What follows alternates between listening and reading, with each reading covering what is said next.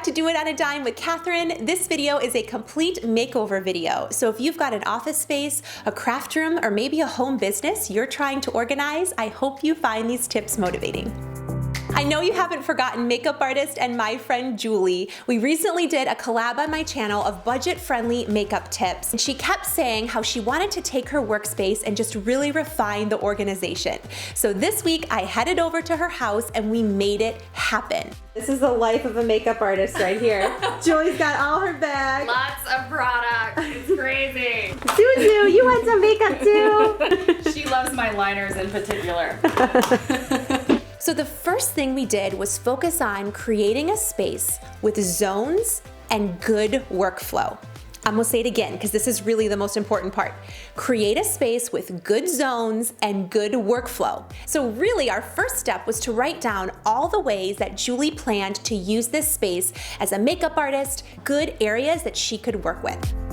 So I have a lot of uses for this very small space. People come and sit. Maybe it's the mother of the bride comes with her daughter while she's getting her hair and makeup done. I have a product line. I do hair and makeup, and I'm also an on-location makeup artist. So I'm traveling, I'm packing up bags and going out and coming back. That's a lot of stuff, but it was definitely manageable. So we took some time to get rid of stuff. Now this is really hard, especially for people who are crafters or they own a business and have a lot of inventory, but taking time to establish what you're actually using, though really hard, is so important.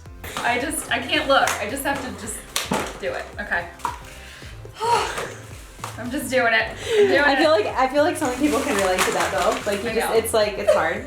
And the great thing was we could take all of those things she was actually using and put them back. And you guys, we did not spend a dime to do it. We used all containers that she already had. She had a beautiful cabinet that she got secondhand. And she even had a really cute love seat that was passed down in her family that she could use as a seating area. It's so vintage and beautiful and was done on a really small budget. Save the most important real estate for what you're accessing the most. So this is my actual workstation and the stuff that I'm using. So we set this up so that I can work straight out of this drawer.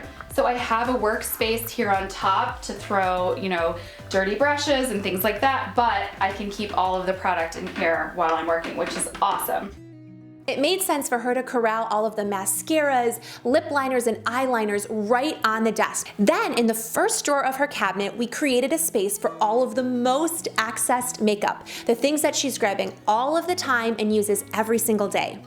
The next drawer down, we put all of her hair supplies in, and in the last drawer, we could keep all of her excess inventory and things that she's selling. It made it super easy to see.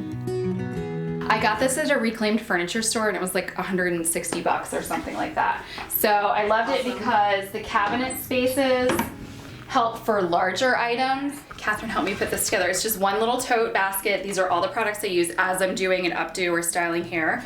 So I can put it up here and work out of it, but then it can go back in its place. Something Julie really wanted was a testing station for her makeup line so clients could come in, see it, and try some of it out. And that's just not how the station was functioning. So we cleared everything off and moved a lot of that inventory hidden away in mason jars, so it was really inexpensive. But now she can see very clearly all of the products that she's selling. Clients can come in and feel really invited to test them out, and it's not an overwhelming space. In the drawers, we established a system for inventory. It worked super well to keep it simple with Post-it notes, but she really needed a place to keep paperwork. So we just stuck some hanging files inside for all of her lesson documentation, so it's really seamless when she goes to teach a lesson.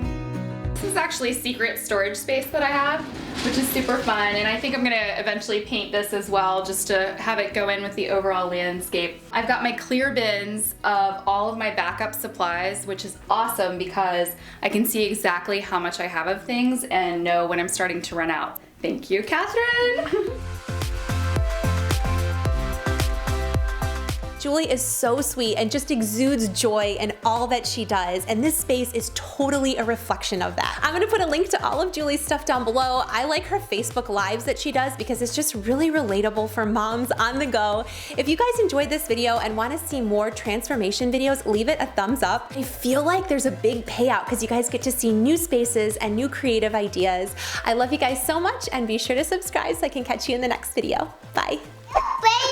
Faces. It looks awesome. So we can use.